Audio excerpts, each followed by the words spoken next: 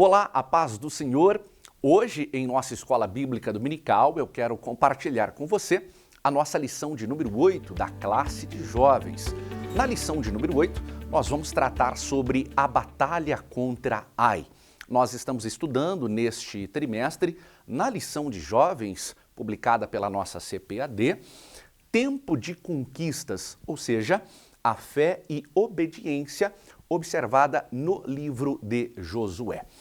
Israel, quando chegou na terra de Canaã, eles chegaram já conduzidos, ou seja, liderados por Josué. Quando os sacerdotes chegaram à margem, ou bem pertinho, ou à beira do rio Jordão, as águas pararam e o povo atravessou em terra seca, alguns comportamentos começaram a ser adotados pela nação de Israel a partir deste momento. Ou seja, não houve na chegada do povo de Israel em Canaã, de imediato, uma batalha expansionista, ou seja, não houve neste primeiro momento uma guerra para alcançar os territórios que haviam sido prometidos por Deus.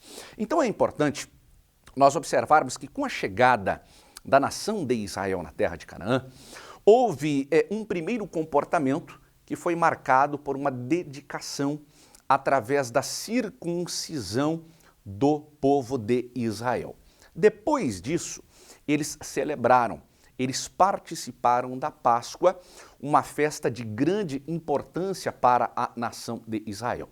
Quando você lê o livro de Josué, em especial nos 5 primeiros capítulos, você vai encontrar de forma bastante detalhada os procedimentos, os comportamentos que foram adotados pela nação de Israel por ocasião da chegada na terra de Canaã.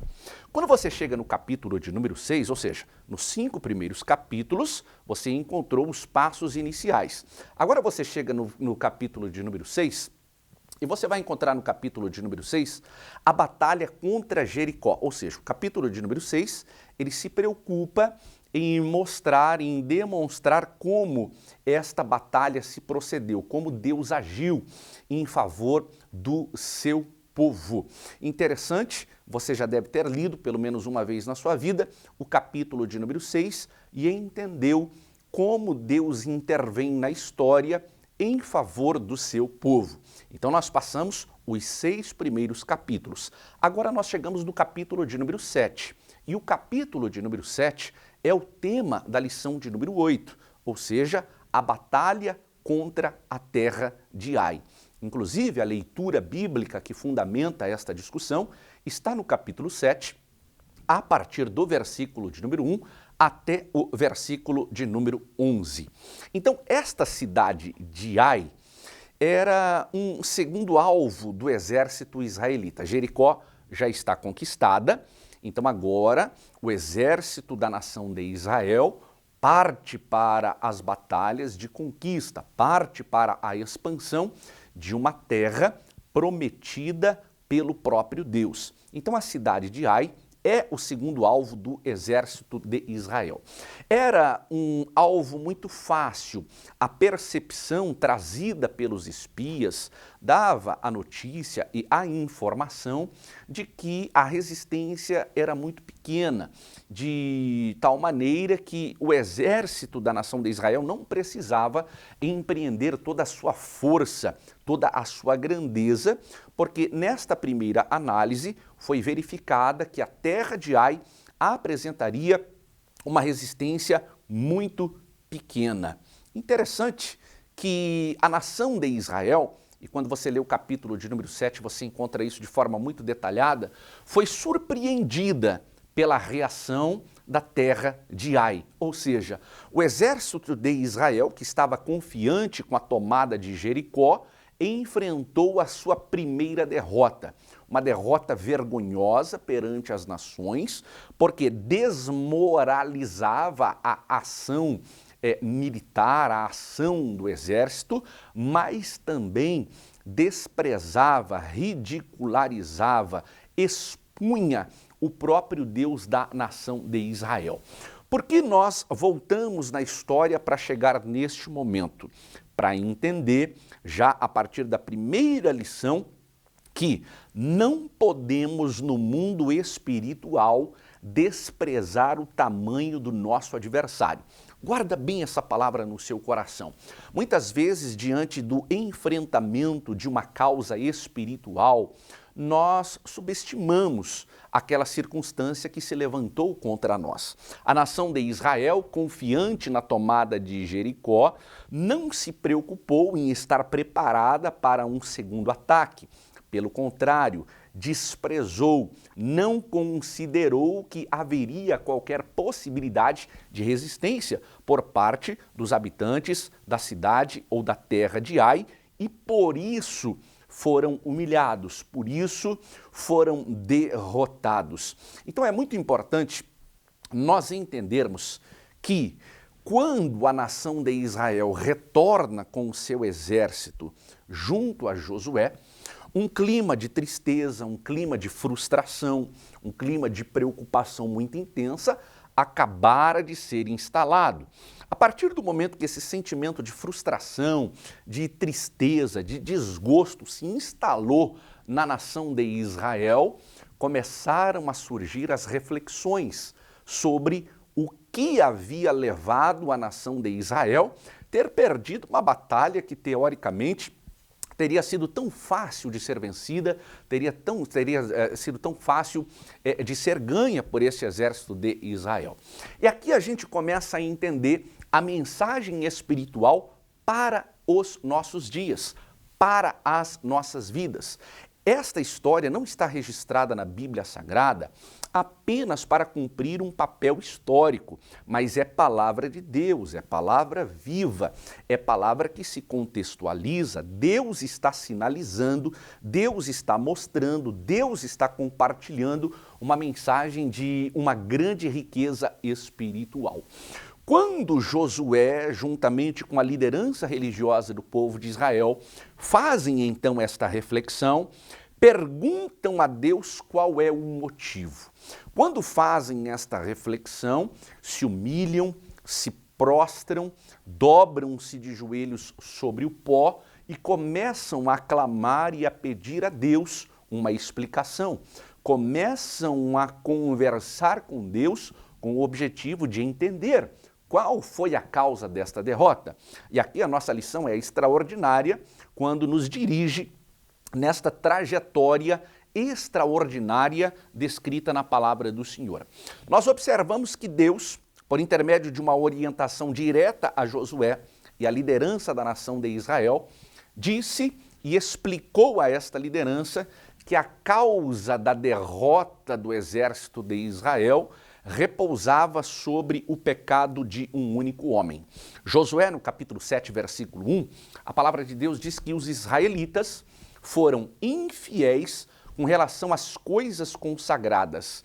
E Acã, filho de Carmi, diz Josué capítulo 7, versículo 1, filho de Zinri, filho de Zerá, da tribo de Judá, apossou-se de algumas delas, e a ira do Senhor acendeu-se contra Israel. A gente observa aqui que, de acordo então com a orientação divina, todos os bens, todos os tipos de riqueza, eles deveriam ser consagrados, ou seja, a finalidade da sua utilização deveria ser exclusiva para Deus. Em outras palavras, não havia da parte de Deus autorização para se tomar, para se guardar de forma pessoal qualquer tipo de bem ou qualquer tipo de riqueza que estava sendo juntada nesta expansão da nação de Israel. Quando a gente olha para este texto, a gente observa que Acã guardou e escondeu para si uma capa babilônica, cerca de 200 barras de prata e uma barra de ouro que pesava aproximadamente meio quilo. Ou seja, Acã pecou porque se apropriou, na verdade, de algo que não poderia se apropriar.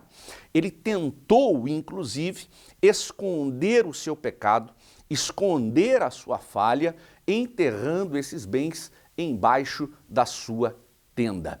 Quando a gente olha aqui para o capítulo 7, a gente observa que Acã é um símbolo, é uma maneira de Deus nos ensinar sobre quais são os passos que levam o ser humano ao pecado. Quando você lê Josué aqui no capítulo 7, no versículo de número 21, você compreende que, em primeiro lugar, quando Acã começa a confessar o seu pecado diante de Josué, diante da liderança religiosa de Israel, você começa a observar os passos que ele adotou nessa conduta pecaminosa. Josué, capítulo 7, versículo 21. Primeiro, ele inicia a sua confissão dizendo assim: eu vi. O primeiro passo do pecado ou da queda de Acã é que ele foi atraído por uma isca. A sua visão foi carnal diante dos bens que estavam sobre ele. Há um segundo passo. Depois de ver, ele desejou. Josué 7, 21 diz: eu cobicei. A cobiça, ou seja, o desejo, foi a segunda consequência da queda. O seu olhar o levou a ter um desejo de possuir algo que não tinha a autorização de Deus para ter em sua posse ou para ter em sua casa. Terceiro, ele continua dizendo no capítulo 7, versículo 21, que depois de ver, depois de desejar, ele os tomou. E quando ele toma esses objetos, a capa babilônica, a prata e também o ouro, ele está, na verdade, transmitindo a ideia de alguém que tem um desejo tenebroso em tomar posse de algo que não é legítimo. Ele continua dizendo na última etapa, a quarta etapa final, que mostram os passos da sua queda, que ele escondeu na terra os bens que ele pegou. Olha que interessante, Josué 7, 21, guarde bem isso na sua mente. O pecado se inicia com uma visão carnal. A visão carnal, ela traz como consequência o desejo. Aquilo que eu vi, que é ilegítimo, que é imoral, que é pecaminoso, pode entrar no meu coração através de um desejo. A partir do momento que o desejo toma conta da minha mente, o que eu faço? Eu vou agir. O que fez Acã? Tomou literalmente. Qual é a etapa final do pecado? Tentar esconder, para que ninguém veja, para que ninguém saiba, para que a vergonha não seja revelada na minha vida. Interessante que existem alguns homens na Bíblia Sagrada que também tentaram, à semelhança de Acã, esconder o seu pecado e sofreram consequências terríveis. Esta é a mensagem espiritual desta lição. O pecado traz consigo consequências que vão atingir não só a sua vida, não só a vida de toda a sua família, mas a vida de toda a comunidade onde você está presente. Por exemplo, Adão, lá em Gênesis capítulo 3, ele tentou se esconder atrás de uma árvore. Qual foi a consequência? Foi expulso do paraíso. Nós encontramos lá em Gênesis capítulo 4 a figura de Caim. Caim tentou esconder a morte de Abel, seu irmão. Qual foi a consequência? Se tornou maldito. Nós encontramos no livro do Êxodo, capítulo 2, a figura de Moisés, tentando esconder o quê? Tentando esconder o corpo do egípcio que ele havia tirado a sua vida. Qual foi a consequência? Foi destituído do seu cargo como segundo mandatário do Egito e precisou viver fugitivo no deserto. Davi, lá no segundo livro de Samuel, capítulo de número 11, diz que ele tentou esconder o seu adultério com Betseba e tentou esconder também o homicídio de Urias. Qual foi a consequência? O profeta Natã, falando em nome de Deus, disse para Davi: a partir de agora, a partir de hoje, a espada jamais vai se afastar da sua casa. Ou seja, por causa do pecado de um homem, por causa do pecado de Acã, Israel foi derrotado, humilhado, envergonhado numa batalha que seria muito fácil de ser vencida. Diz a Bíblia, ainda no capítulo 7 de Josué, versículo de número 1, que a ira do Senhor se acendeu contra os filhos de Israel. Aqui é importante você observar que a ira de Deus, ela é diferente da ira humana. A gente sempre faz essa pergunta, a gente sempre faz essa reflexão. É possível um Deus amoroso, bondoso, justo, misericordioso se irar? E nós encontramos na própria Bíblia Sagrada a resposta para esta questão, aparentemente no seu início difícil. Frequentemente, o princípio da ira de Deus, ele é apresentado em termos antropomórficos, ou seja, os judeus, quando falavam da divindade de Deus, eles se utilizavam de reações humanas, chamadas de antropomórficas, para explicar estas ações divinas. Ou seja, esta palavra antropomorfismo significa, na verdade, a forma de um homem. Ou seja, a finalidade do antropomorfismo é atribuir a Deus formas e qualidades que são humanas. Por que existe essa finalidade? Deus é espírito. A nossa linguagem não teria condições, não tem condições de explanar, de explicar com exatidão o próprio Deus. O antropomorfismo compara, faz uma analogia de coisas que pertencem ao ser humano para que nós possamos explicar a grandeza deste grande Deus. Por exemplo, falando de antropomorfismo, a Bíblia fala da boca, fala dos lábios, fala da mão, fala dos olhos de Deus. Deus tem boca, Deus tem olhos, Deus tem mãos. Deus é espírito. Mas para que nós possamos entender este Deus, esta comparação facilita o nosso entendimento de alguma de suas ações. Então, o conhecido teólogo Arthur W. Pink, falando sobre a ira de Deus, ele resumiu de uma maneira muito interessante que eu quero compartilhar com você. Ele destacou que se não houvesse a ira de Deus, ele seria completamente indiferente ao pecado. Mostraria uma ausência de moral e aceitaria tolices e corrupção. Aí o teólogo Arthur W. Pink, ele diz assim, por Deus ser puro, necessariamente ele precisa odiar o que é impuro. Quando a Bíblia fala em ira de Deus, você não pode comparar a um sentimento meramente vingativo humano. A ira de Deus se manifesta em oposição àquilo que vai de forma contrária à sua pureza e também à sua santidade. Existe benefício na ira de Deus? Existe. A Bíblia fala sobre isso? Fala. Romanos capítulo 5, verso 8, a Bíblia diz que a ira de Deus, ela revela a imundícia do pecado. Lucas 12, 5, Hebreus 12, 28, a Bíblia diz que a ira de Deus provoca o crescimento no temor de Deus. 1 Tessalonicenses 1 e 10 e Apocalipse 19, 11, a Bíblia diz, Apocalipse 19, 11, isso mesmo, diz que a ira incita louvor à justiça de Deus.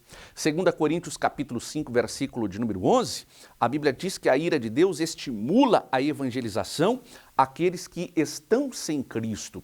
A Bíblia continua dizendo no Salmo 58, verso 10 e 11, que ela confirma a fé dos justos. E um último benefício que a gente encontra na palavra de Deus, que indica o benefício da ira de Deus, está no sentido de que traz a glória de Deus por intermédio de Jesus Cristo. Mas partindo para a reflexão desta mensagem espiritual, houve uma consequência do pecado de Acã, consequência esta que ficou marcada e registrada no Vale de Acor, como diz o capítulo 7 de Josué. Quando você lê o capítulo 7, já aqui no versículo de número 4, a Bíblia diz que assim subiram lá do povo alguns 3.000 homens, os quais fugiram dos homens de Ai. Olha só que interessante. Aí o texto continua dizendo, um pouquinho mais à frente, que Josué, juntamente com todo homem, aqui no versículo de número 4, que eu acabei de ler com você, você observa que o texto começa a narrar a derrota da nação de Israel. Agora olha a consequência. Aí a gente vai lá para o versículo de número 25. Josué chega para Acã e diz lá no versículo 25 o seguinte: por que nos turbaste? O Senhor te turbará a ti este dia. E todo o Israel, diz o versículo 25 do capítulo 7, apedrejou com pedras e os queimaram a fogo e os apedrejaram com pedras. A consequência de um pecado escondido gerou não só a derrota de uma nação, gerou não só a derrota de um exército, mas gerou a morte de Acã. E o texto continua dizendo assim: e levantaram sobre ele um grande montão de pedras, até ao dia de hoje, e assim o Senhor se tornou do ardor da sua ira, pelo que chamou, diz aqui o capítulo de número 7, o nome daquele lugar de Vale de Acor, até o dia de hoje. É interessante que por pelo menos em 3 vezes a Bíblia faz referência a esse Vale de Acor. E a grande mensagem espiritual na lição de número 8 hoje é a seguinte: o Vale de Acor traz lições extraordinárias para as nossas vidas e para o dia de hoje. A primeira vez que a Bíblia faz menção a esse Vale de Acor está aqui no capítulo de número 7, a partir do verso 20 até o versículo de número 26. Acã é punido pelo seu pecado e aqui nesse vale ele foi apedrejado com a finalidade de que a ordem moral de Deus fosse reestabelecida. O vale foi marcado nesse momento com este ajuntamento de pedras para que todas as vezes que a nação de Israel por ali passasse, se lembrasse que o pecado gera vergonha, gera derrota e gera a própria morte. Agora, a segunda vez que a Bíblia faz menção a este Vale de Acor está no livro do profeta Isaías, capítulo 65, versículos 9 e 10. Quando Isaías apresenta esse lugar, Vale de Acor, como um lugar de refúgio e repouso para o gado, símbolo da providência divina e uma alegoria da paz e também da fartura. O mesmo lugar que é marcado como um memorial de morte causada pelo pecado, agora é retratado na Bíblia Sagrada como um lugar de refúgio e de repouso. O que Deus está nos ensinando neste vale? No mesmo lugar onde nós caímos, no mesmo lugar onde a morte, na perspectiva espiritual, se consolidou, nesse mesmo lugar, Deus tem preparado para nós uma possibilidade de reverter o quadro e tornar o peso do pecado, de tornar as amarguras do pecado em um local de repouso, em um lugar de alegria. E a terceira e última menção que a Bíblia faz do Vale de Acor está no livro do profeta Oséias, no capítulo de número 2, versículos 14 e 15, que faz alusão a esse vale na profecia deste profeta, quando ele recebeu de volta, olha que coisa interessante, para uma nova vida, para uma nova experiência, a sua esposa, que havia o traído, havia sido infiel a ele, que havia abandonado a ele, mas que o seu amor, a sua compaixão a resgatou e a salvou. Qual é a mensagem espiritual e por que nós nos demoramos alguns minutos falando sobre o capítulo 7 de Josué? O pecado, a desobediência, o castigo daqueles que não deram ouvidos às ordens de Deus gera pecado. A perpétua vigilância e o cuidado de Deus sobre os seus filhos está simbolicamente marcada no Vale de Acor. O mesmo vale que serviu para mostrar a consequência do pecado é o mesmo vale que mostra a possibilidade do repouso, a possibilidade do refrigério.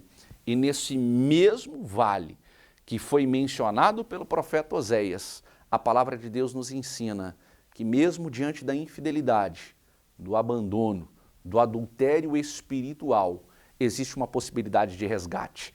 Guarde essa mensagem na sua vida. Eu não sei qual é a sua condição espiritual. Eu não sei se existe algum pecado que está te levando à destruição, que está te levando à morte, que está te levando ao desespero. Eu não sei se existe alguma coisa enterrada. Eu não sei se existe alguma coisa que não é conhecida de mais ninguém. Mas se lembre que nesse mesmo vale de vergonha, de humilhação e de tristeza, Deus pode te levantar. Que Deus te abençoe poderosamente em nome de Jesus.